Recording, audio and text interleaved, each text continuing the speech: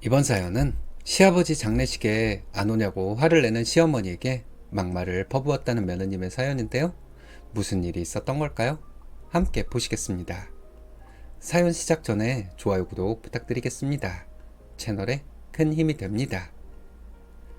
안녕하세요. 저는 쉰이 다 돼가는 여자입니다. 곧 대학에 입학하는 아들 하나 있고요.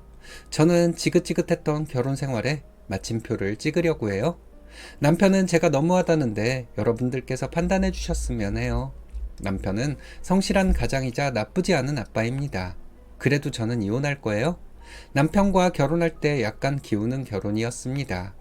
직업도 집안 환경도 제가 남편보다 훨씬 나았거든요. 남편이 워낙 저 없으면 안 된다고 매달리기도 했고, 나 좋다는 남자와 결혼하면 행복할 수 있겠다 싶어 결혼을 결정했죠. 그때는 제가 참 순진했어요.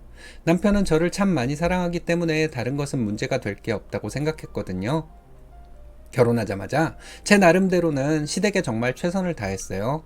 김장 때면 제일 먼저 달려가고 명절이나 시댁 행사 때도 군말 없이 앞장서서 일했죠. 근데 참 희한하더라고요. 결혼 전에는 그렇게 저를 좋게 봐주시던 시댁 식구들이 식을 올리자마자 태도가 돌변했거든요. 시부모님은 제가 하는 노력은 당연하게 여기셨고 저를 인격적으로 대하기보다 그냥 일하는 사람 정도로 보시는 것 같더라고요. 연락도 없이 신혼집에 들이닥쳐서 새벽까지 술상 차리라고 하실 때는 정말 이게 말이 되는 행동인가 싶었습니다. 처음에는 남편도 시부모님에게 이러지 마시라고 했습니다. 근데 말이 통하지 않으니까 그냥저냥 넘어가더라고요. 자기 부모님이니까 남편은 불편할 거 없겠지만 저는 너무 힘들고 불편했거든요. 제가 잠에 좀 예민한 편이기도 하고요. 저는 잠을 평소에 자던 만큼 자지 못하면 하루 종일 신경이 날카로워져 있습니다. 그래도 어쩌겠어요? 시부모님이 그런 행동을 하시는데 제가 불편한 티를 내지 않았던 게 실수였나 봐요. 남편은 제가 힘들지 않다고 생각했는지 언젠가부터 시부모님에게 별 말을 안 하고 제 눈치를 보지도 않더라고요. 시댁에 가면 시어머니는 항상 물어보셨어요. 밥 먹었냐? 그런데 그 질문의 대상은 항상 제가 아니라 당신 아들이었죠. 남편이 밥 안 먹었다고 하면 딱 남편 먹을 밥상만 차려오시는데 그 옆에 멀뚱히 앉아있는 제 몫은 아예 없었어요. 남편이 민망해하면서 우리 둘 다 아직 안 먹었는데 라고 말해야 그제야 인상을 쓰면서 밥이랑 국 한 그릇 더 놓아주시는 시기였죠. 집에서 키우는 개도 밥은 챙겨주잖아요. 이런 일이 계속 반복되니까 저는 시어머니에게 개만도 못한 취급을 받았다는 생각도 들고 너무 기분이 나빴습니다. 아이 낳고 나서는 더 심했어요. 제가 애 보느라 밥 한 술 못 두고 있어도 시댁 식구들은 자기들끼리 배불리 먹고는 제가 먹을 틈도 안 주고 기다렸다는 듯이 상을 치워버리더라고요. 모르고 그랬다고는 할 수는 없는 일이었어요. 매번 그랬으니까요. 그 횡한 식탁을 볼 때마다 나는 이 집안 식구가 아니구나 이런 느낌을 받았습니다. 지금 생각해도 시댁 식구들이 했던 그 밥상머리에서의 재수없는 행동은 절대 잊을 수 없을 것 같습니다. 결혼하고 처음 3년 동안은 정말 바보같이 착하게 굴었어요. 시댁 식구들 생일 때마다 제가 직접 장 봐서 정성껏 생신상을 차려냈거든요. 며느리로서 당연히 해야 하는 도리인 줄로만 알았고 그렇게 하면 시댁 식구들이 제 진심을 알고 저에게 좀 더 잘해줄 것이라고 생각했습니다. 내가 어떤 사람인지 아직 몰라서 저런다 이런 생각이었던 거죠. 근데 그건 저 혼자만의 착각이었습니다. 제가 잘하려고 노력하는 사람이기 때문에 시댁 식구들은 저를 더 홀대했던 것 같아요. 근데 참 기가 막힌 건 그렇게 3년을 지극정성으로 챙겼어도 제 생일날 시댁 식구들 중 단 한 명도 저에게 연락 한 통 주는 사람이 없었다는 거예요. 선물 같은 것도 전혀 없었고요. 미역국은 먹었니? 이런 전화라도 한 통 받았더라면 저는 서운함이 별로 없었을 것 같은데 말이죠. 제가 참 무딘 사람이라는 게 아이 100일이랑 돌잔치 때 시댁 식구들의 본심을 알게 되었어요. 저희 친정 부모님이 애틋한 마음에 잔치 비용을 전부 다 대주셨거든요. 요즘은 아이 돌잔치나 100일 잔치를 하는 사람이 별로 없다고 하지만 저희 아이 아기였을 때만 해도 돌잔치만큼은 어느 정도 성대하게 했었거든요. 저희 아이 100일 잔치는 집에서 했고 돌잔치는 뷔페에서 했거든요. 근데 저희 시부모님은 선물 하나 주지 않으셨습니다. 그 외에 시어른들 누구도 오지 않았고요. 나중에 알게 된 사실인데 시부모님은 저희 아이 돌잔치에 대해서 아무한테도 말하지 않으셨다고 합니다.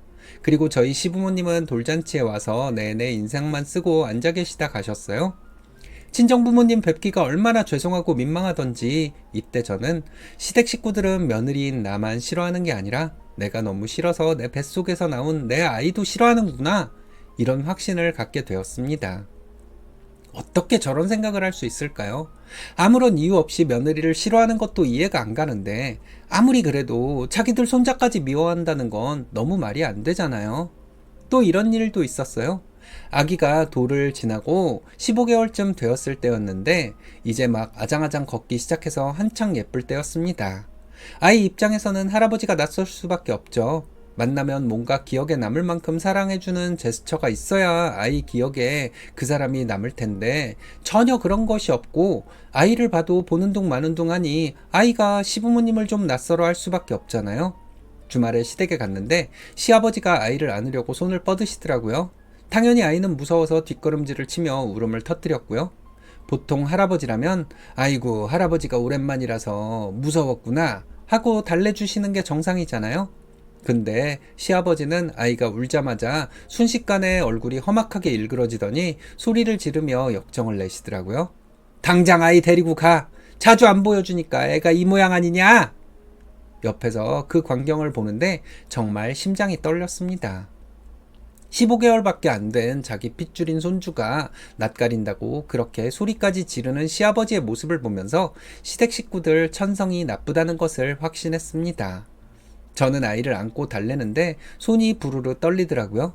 그때 저는 아이를 위해서라도 이 사람들과는 엮이지 말아야겠다고 결심했죠. 그날 이후로 저는 시댁에 대한 마음의 문을 완전히 닫아버렸고 시댁을 좀 멀리하게 되었습니다. 참 늦은 결정이었죠. 시아버지 사건 이후로 제가 시댁과 거리를 두니까 시어머니의 불만이 극에 달했나 보더라고요. 하루는 시댁에 갔는데 시어머니가 식구들 다 있는 자리에서 저를 똑바로 쳐다보며 이런 말씀을 하시더군요. 시댁에 이렇게 열성을 안 보이는 걸 보니 너는 정신병자다. 이런 정신 나간 애를 며느리로 들였다니 내 팔자가 기가 막힌다. 표독스러운 말투로 이렇게 말씀하시는데 저는 남편을 쳐다볼 뿐이었습니다. 남편은 아무 일 없었다는 듯 무심한 표정이더라고요. 아무리 자기 부모라도 그렇지 자기 아내를 그딴 식으로 말하는데 아무것도 느끼지 못한다면 그게 정상적인 남편이라고 할 수 있는 걸까요? 저는 그 말을 듣는 순간 머릿속이 하얘지면서도 오히려 정신이 번쩍 들었어요. 그동안 내가 더 참으면 나아지겠지, 며느리 도리는 다 해야지, 이런 생각으로 참고 참았던 제 자신이 너무 불쌍해지더라고요. 더 이상 참을 이유가 없었습니다. 저는 그 자리에서 시어머니 눈을 똑바로 쳐다보면서 말했어요. 어머니, 그럼 그냥 며느리 없다고 생각하세요. 저희 결혼 전에 이 집이 더 화목했잖아요. 제가 들어와서 자꾸 분란이 일어나잖아요. 저는 할 만큼 했는데 더 이상 뭘 더 바라세요? 이렇게 제 할 말 딱 하고 짐 챙겨서 집을 나왔습니다. 시어머니는 뒤에서 뭐라고 더 소리를 지르는 것 같았지만 들리지도 않았어요. 그날 이후로 저는 시댁 발길을 끈다시피 하며 살았습니다. 하지만 마음이 편한 건 아니었어요. 남편이라는 사람은 제 편을 들어주기는커녕 그래도 우리 엄마인데 말이 너무 심했다, 이런 식이었죠. 그리고 은근히 시댁 편을 들었습니다. 저를 유독 예뻐해 주셨던 친정아버지가 돌아가셨을 때 저는 세상이 무너지는 것 같았습니다. 저희 엄마는 저희 오빠를 좀 편애하셨거든요. 그래서 저는 엄마한테 좀 서운한 마음을 가지고 성장했습니다. 근데 저희 아빠는 오빠와 저를 똑같이 사랑해 주셨어요. 엄마한테 받은 차별 때문에 자식들에 대한 편애가 없는 아빠가 저를 유독 많이 사랑해 주었다고 생각했는지도 모르겠네요. 암튼 지금은 저희 엄마에 대한 서운함은 없습니다. 아빠가 돌아가실 때까지 엄마는 고생을 많이 하셨어요. 엄마가 본인의 남편을 위해 그런 고생을 한 것은 당연한 것일 수도 있겠지만 저는 사랑하는 아빠를 위해 엄마가 그렇게 고생하는 것을 보며 마음이 많이 아프고 엄마에게 고마운 마음이었습니다. 아이가 어려서 제가 많은 도움이 되지 못해 엄마에게 미안하다는 생각도 많이 들었고요. 저는 아빠를 잃은 슬픔이 너무 커서 거의 1년간 제정신이 아니었는데 남편은 위로는커녕 제 슬픔에 관심조차 없었죠. 저는 그저 아이 때문에, 직장 때문에 억지로 몸을 일으켜 하루하루를 버티고 있었습니다. 그러다 맞이한 아빠의 첫 기일이었어요. 토요일이라 아침 일찍 친정에 가서 엄마랑 새언니랑 같이 아빠 드릴 음식을 정성껏 준비하고 있었죠. 아빠 생각에 자꾸 눈물이 나고 가슴이 먹먹한데 그때 시어머니한테 전화가 오더군요. 받자마자 다짜고짜 소리를 지르더라고요. 너 왜 시댁에 안 오냐 이러시길래 저는 차분하게 말씀드렸습니다. 아빠 기일이라 친정에 와 있다고 미리 말씀드리지 않았냐고 차분히 설명하려는데도 시어머니는 막무가내였어요. 제사 시간에만 맞춰가면 되지 무슨 하루 종일 친정에 가 있냐, 시댁은 안중에도 없냐 하시는데 정말 귀를 의심했어요. 돌아가신 친정아버지 첫 제삿날에 며느리를 시댁에 불러 드리겠다는 그 심보가 너무 소름 끼쳤거든요. 만약 그때 시어머니가 제 눈앞에 있었다면 저 정말 무슨 짓을 저질렀을지 모르겠어요. 제가 지금도 그날 일에 의심이 가는 게 있어요. 그날이 저희 아빠 첫 기일이라는 걸 시어머니가 알고 그런 전화를 했던 것 같습니다. 제가 저희 아빠 제사상을 차리고 제사를 지내며 아빠를 애도하는 것을 시어머니는 방해를 놓고 싶었던 거 아닌가 싶어요. 남편과 이혼할 결심을 그날 확실하게 하게 되었어요. 그날 출근했던 사람이 갑자기 전화를 해서는 자기는 시댁에 가 있는데 왜 안 오냐고 화가 난 목소리로 말하더라고요. 제가 아빠 기일이라 친정이라고 하니까 시어머니랑 똑같은 말을 했어요. 하루 종일 거기 있을 일이 뭐가 있냐. 사위도 자식이라고. 저희 부모님이 자기에게 얼마나 잘해줬는데 저딴 소리를 할 수가 있는지 아빠를 잃은 슬픔보다 남편에 대한 배신감과 시댁의 몰인정함에 가슴이 찢어지는 것 같아 한참을 울었습니다. 그날 저녁 때쯤 아빠 생각에 눈물로 제사상을 차리고 있는데 남편에게 또 전화가 왔습니다. 미안하다는 말은커녕 저 때문에 시댁 식구들 분위기가 안 좋다는 말을 하며 저에게 또 큰 소리를 치더라고요. 너무 화가 나서 저는 이성을 잃고 너네 부모는 영원히 살 것 같니? 이렇게 말했습니다. 너무 화가 나서 말을 다 하지 못했는데 제가 그때 하고 싶었던 말은 너네 부모 죽었을 때 내가 너처럼 하면 기분이 어떨 것 같아? 이거였어요. 제가 화가 난 목소리로 말하니까 남편은 당황했는지 왜 말을 그렇게 하냐더니 전화를 끊었습니다. 그날 이후로 저는 남편에게 마음의 문을 완전히 걸어 잠갔어요. 시댁은 이제 저에게 피 한 방울 섞이지 않은 남 그 이상도 이하도 아니었습니다. 그날 이후 아빠 기일에는 남편이 따라온다고 해도 절대 못 오게 했어요. 우리 아빠를 생각하는 마음 하나 없는 사람이란 걸 아빠 첫 번째 기일에 다 보여준 남편인데 저희 아빠 제사상에 절하도록 둘 수는 없잖아요. 그 후에는 무늬만 부부로 살았습니다. 그리고 시아버지가 아프기 시작했죠. 1년 정도 투병 생활을 하셨는데 저는 딱 2번 문병을 간 게 전부였어요.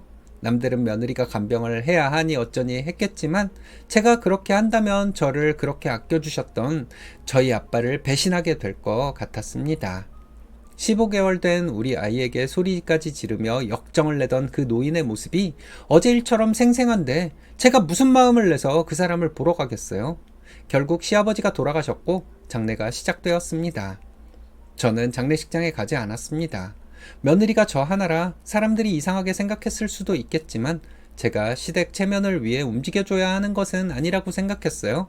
남편은 어떻게 사람이 이럴 수가 있냐 이런 식으로 말했지만 저는 마음이 안 내키는 걸 어떡해? 이렇게 말했습니다. 시아버지 발인 날에라도 갈까 했지만 내키지 않아 가지 않았어요. 시어머니로부터 전화가 오더라고요. 너 지금 뭐 하는 짓이야? 평소에도 많이 듣던 소리였죠. 그냥 일상 속에서 갑자기 저 말을 하면서 시어머니는 소리를 지르곤 했는데 돌이켜 생각해보면 저는 잘못한 것이 없었습니다. 제가 시댁에서 식사를 차릴 때 식탁에 수저 놓는 것이 약간 삐뚤어졌다고 소리까지 지르면서 저 말을 하셨던 시어머니니까요. 저는 소리 지르는 시어머니에게 저 시아버지 상당해서 출근 안 하잖아요. 그래서 저희 아빠 납골당 다녀오려고요. 저 오늘 바쁘니까 연락하지 마세요. 이렇게 말했습니다. 사실 진짜 친정에 가면 엄마가 저를 혼내고 장례식장으로 등을 떠미실 게 뻔했기 때문에 그냥 저는 집에 있었습니다. 그러다 시어머니와 남편을 생각하니 너무 화가 나서 밖으로 나가 돌아다녔어요. 그래, 너희도 똑같은 일을 당하니까 기분이 어때? 이런 생각이 들고 좀 시원하기도 했습니다. 장례가 끝나고 시어머니에게 또 전화가 왔어요. 평소 같으면 고래고래 소리를 지르셨을 텐데 웬일인지 그날은 말투가 예전보다 부드럽더군요. 며느리가 장지에는 갔어야 하는 거 아니냐? 이 말을 조심스럽게 꺼내는데 저는 시어머니의 말에 한치의 망설임 없이 대답했습니다. 모처럼 출근 안 하는데 아빠 납골당 다녀와야죠. 또 언제 가겠어요? 제 말에 수화기 너머로 들려오던 그 거친 숨소리. 시어머니는 자기가 더 늙어서 저한테 의지해야 하니 저에게 계속 막말을 할 수 없다고 생각했나 보죠? 며칠 후에 남편은 저에게 도대체 왜 이러냐며 따져 물었습니다. 일일이 대꾸하기도 지쳐서 딱 한마디 했어요. 이혼하자. 남편은 당황하며 이혼이 장난이냐 하며 따지더라고요. 이제 안 참으려고. 아빠 기일에 지랄하던 너랑 너네 엄마, 너네 부모 천년만년 살 것 같냐고 내가 그랬지. 너네 엄마 노후를 위해서 나를 대하는 태도가 바뀌었어. 너무 역겨워. 너네 엄마 순해진 거 보고 있으면 스트레스 받아서 암 걸릴 것 같아. 그러니까 이혼하자. 이렇게 말했어요. 남편은 계속 저를 달래려고 했지만 저는 이혼하자는 말만 반복했죠. 몇 달간 이런 대화가 오가다가 남편은 드디어 저에게 이혼해주겠다고 했는데 그게 한 달 전이었습니다. 그 후로 이혼 준비를 해왔어요. 아직 여러 가지 복잡한 일들이 있지만 남편은 될 수 있으면 저에게 맞춰주려고 하고 있습니다. 저희 아들 대학 합격자 발표 났고 3월에 대학 입학합니다. 아이 대학 입학할 때까지만 버티자고 스스로를 달래며 살아온 세월이었어요. 이제는 아내로서의 의무도 며느리로서의 족쇄도 다 벗어던질 수 있게 되어 홀가분합니다. 20년 세월을 무슨 정신으로 살았는지 모르겠어요. 당장 눈앞에 닥친 일들에 최선을 다하며 사느라 정작 제 마음이 문드러지는 건 모른 척하고 살았나 봐요.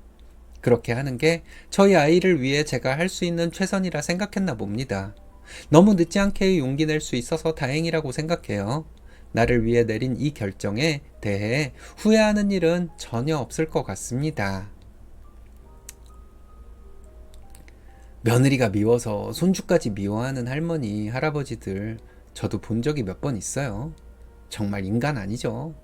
그동안 고생 많으셨어요. 오랜 기간 동안 받은 상처를 치료하는 시간이 좀 필요하시겠네요. 힘내시기 바랍니다.